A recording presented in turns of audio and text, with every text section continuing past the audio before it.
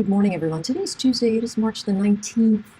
And this is the futures in 5. I wanted to show you again a look at the daily, see what's happening here. You can see we've got technical divergence, but everything is in bullish trending territory. And this is a very thin pocket of volume that our chart really can move all the way to. Just saying. All right, so up on the edges, if we look at tighter time frames, we can see 28.66, we can see 28.57, we can see 28.89. These areas right in this zone, but we are pressing forward in this formation. Frontline resistance held. It came back into the higher support areas around 28, 29, and then it moved forward. This is all very bullish. Notice the volume drift a little bit more shallow. We've got a Fed meeting this week. So what do we expect? We expect a press upward into these edges and then a reversal. You want to be very careful buying the highs that you see, watching for the minor fades that come in so that you can get long. Everything is bullish. And so the fades will be shallow until the chart gets to where it's going. And where is it going to get to where it's going? I don't know.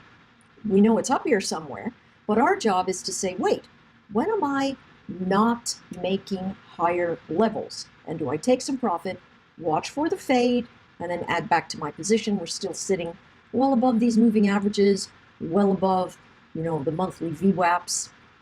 So it is very bullish. Same sort of thing here. Let's move it in. We're looking at the NQ now, well above this zone. And so we've got, let's see, 74.06. That's very close by. And then 74.64. Now these are regions that become very messy. We would have to look at a composite chart to potentially see a nicer trigger point on the highs. But what we do see is pretty stable volume, as you noticed in the ES. Doesn't look like that. So tech has been very, very strong, with the exception of a few elements floating around. Some of the big guns in FANG have been giving us a little bit of trouble. So we'll watch these edges, pullbacks, still buy zones. We are getting a bit frothy up here, so we want to be careful, not just wildly go long and then start piling up or cost averaging in if it begins to fade. There's a lot of room that it could fade down through, right? I mean, we could easily drift 60 points and still hold the upside pressure. Taking a look at the YM, this one is still in relative recovery. It has the negative divergence. It has the drift of a little volume, but certainly not like the ES. The ES volume is really drifting down. YM volume just a little bit, and of course the NQ holding steady. What do we expect?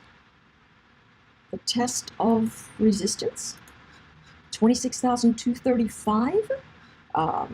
26,140, somewhere there.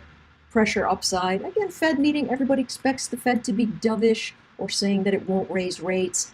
This makes the market a bit bold, saying, all right, I can still borrow money cheaply. Everything will be okay, and it won't strengthen the dollar, which really, if we think about that, that competition will get a little testy. But we've got a ton of technical divergence. So no matter where this chart goes to, it is not going to stay there. It just isn't. It's going to back off of that range. So the moral of that story is, don't buy the highs. Take a look at this. Big motion right up into the levels we were looking at yesterday. That's it right there. Backing off of that edge. We had the API today and the EIA tomorrow. Up in here, 60.25 to 60, I think maybe that number's about 60.47, 60.40, somewhere around there. That's going to give us that upper edge, but this is a big move and everything is still fairly bullish from a momentum perspective. Pullbacks are still going to be buy zones. This is a very bullish chart. Now, could we have a little dip and have us come back? Yes, and the dip might be at 58. It might be at 57.78. It might be 57.60.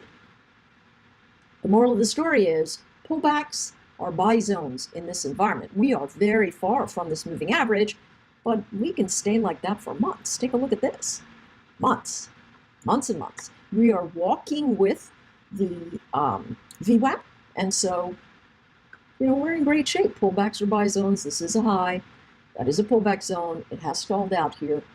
Could the pullbacks be shallow today? Yep, they could be very shallow today. 59.30, 59.35, 59.50 even, but I would say get to a tight time frame and work that out. Take a look at gold. This is very interesting.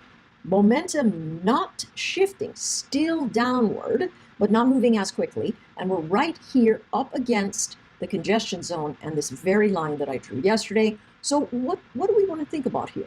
Well, what we want to think about is, one, our price action is bullish. Two, let's load this template here. Our default template. Oh, heavens to Betsy. Let's move to the 1 hour. The daily. We're going to see we've got a ton of congestion action right in this price area. I'm going to delete that so it's nice and clean. But what we really see is that the chart is essentially coming into old resistance and colliding with some moving averages that have lost their trend and are a bit flat. So my thought is any of the highs here going to reject in the grand scheme of things because we've got this negative drift, but we are very likely to pull back into higher lows. So where is that? 12.99, somewhere around there, and the potential continuation to the north. If we get very dovish news from the Fed, that could push it even higher, right? Because it moves inversely to the dollar. So we'll see how that goes. Pay attention today. Pullbacks are buy zones across the board. Very bullish action, but everybody coming into resistance. So allow pullbacks to be your buy zones.